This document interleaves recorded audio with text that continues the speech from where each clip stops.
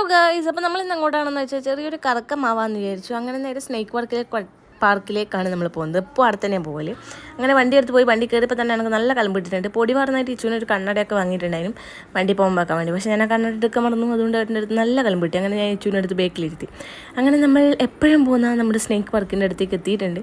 അങ്ങനെ വേഗം അവിടെ ഇറങ്ങി അവിടുന്ന് എൻട്രൻസ് ഫീ ഒക്കെ നമ്മൾ പൈസ ഒക്കെ കൊടുത്ത് കയറി കഴിഞ്ഞിട്ട് അവിടെ മീനൊക്കെ കണ്ട് ഇച്ചുവിന് ഇവിടെ വരുന്നത് ഭയങ്കര ഇഷ്ടമായിട്ടാണ്. മീൻ, പാമ്പ്, കുരങ്ങൻ ഇതിനെല്ലാം കാണുന്ന ഇച്ചുവിന് ഭയങ്കര ഇഷ്ടമാണ്. അങ്ങനെ അതിനെ കാണാൻ വേണ്ടിയിട്ടാണ് നമ്മൾ അധികം ഇവിടെ വരുന്നത്. ഇച്ചുവിന് ഇവിടെ വരാനാണ് ഇവനധികവും പറയാം. പിന്നെ ഇതാ പുതിയ എന്തെങ്കിലും സംഭവങ്ങളെല്ലാം വരുന്നുണ്ട്. ഇനി എന്താണ് ഇവിടെ വരാൻ പോകുന്നത് നമുക്ക് കണ്ടറിയണം. ഇതൊക്കെ വന്നിട്ട് നമുക്ക് എന്തായാലും പിന്നെയും വരാം. നിങ്ങളും എല്ലാവരും വന്ന് നോക്കും.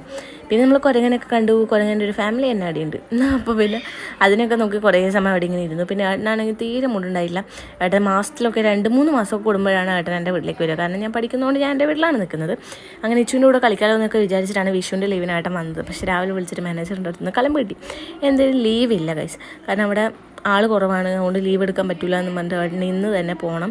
ആകെ ഒരു ദിവസം മാത്രമേ ഏട്ടനെ കിട്ടിയിട്ടുള്ളൂ. അതുകൊണ്ട് ഇച്ചുവിനെ വിട്ട് പോകുന്നതിൻ്റെ ഭയങ്കര വിഷമവും എന്ത് ചെയ്യണമെന്ന് അറിയാത്തതിന് ഭയങ്കര ടെൻഷനായിരുന്നു ഏട്ടന്. അതുകൊണ്ട് ഏട്ടൻ എന്താ പറയുക, ഒരു സ്ഥലത്ത് ഇങ്ങനെ ഇരിക്കുന്നുണ്ടായിരുന്നു. അതുകൊണ്ട് എനിക്ക് ഇച്ചുവിന് വലിയ മൂഡ് ഉണ്ടായില്ല. പക്ഷേ ഇച്ചു ഹാപ്പിയാണ്, എനിക്ക് വലിയ മൂഡ് ഉണ്ടായില്ല. ഏട്ടനാണെങ്കിൽ തീരെ മൂഡില്ല. ഏട്ടൻ ഇങ്ങനെ ഓരോ സ്ഥലത്ത് ഇങ്ങനെ ആലോചിച്ചിരിക്കുവാണ്. പാവം, ആകെ വിഷമമായിപ്പോയി. ഇച്ചുവിനെ വിട്ട് പോകുന്നുണ്ട് കേട്ടോ, എന്നെ വിട്ട് പോകുന്നുണ്ടല്ല. അങ്ങനെ നമ്മൾ ഐസ്ക്രീമൊക്കെ മേടിച്ച് നിന്ന് ഇച്ചു പാമ്പിൻ്റെ അടുത്ത് കുറേ സമയം നിന്നിട്ടുണ്ട്. കാരണം പാമ്പിന് ഓരോന്നിനും ഞാൻ ഇങ്ങനെ കാണിച്ചു കൊടുത്തു. അങ്ങനെ നമ്മൾ കുറേ സമയം ആടെ നിന്ന് പിന്നെ അവസാനം മല്ല നമ്മൾ അവിടെ നിന്ന് ഇറങ്ങി നേരെ KFCയിലേക്ക് പോയി എന്തെങ്കിലും തിന്നാലും വെച്ചു. അങ്ങനെ ചെറുതായിട്ട് നമ്മളൊന്ന് തട്ടിയിട്ടുണ്ട്. അങ്ങനെ ചെറുതായിട്ട് അതൊക്കെ കഴിച്ചു. പിന്നെ ഇച്ചു ആണെങ്കിൽ ഇവിടെ നിന്നൊന്നും കഴിക്കില്ല. ഫ്രഞ്ച് ഫ്രൈസ് മാത്രമേ ഓന് ഇഷ്ടമില്ല. അതാണ് കുറച്ചോന്ന് തിന്നും, പിന്നെ ഒന്നും തിന്നില്ല. അങ്ങനെ ഇച്ചു നേരത്തെ പറയുന്നൊരു കാര്യമാണ് ജ്യൂസ് വേണമെന്ന്.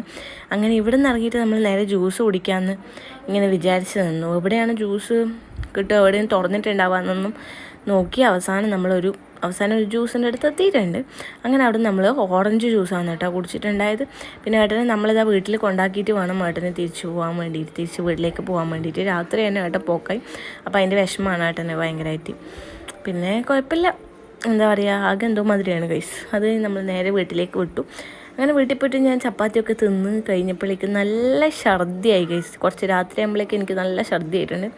എനിക്കെന്തായാലും നല്ല സംതൃപ്തിയായിട്ടുണ്ട്. തിന്നതിന് നന്നായിട്ട് കിട്ടിയിട്ടുണ്ട്. നന്നായിട്ട് ഛർദിയൊക്കെ ക്ഷീണം പിടിച്ചു അത് ഇത്രയും ആയപ്പോഴത്തേക്ക്.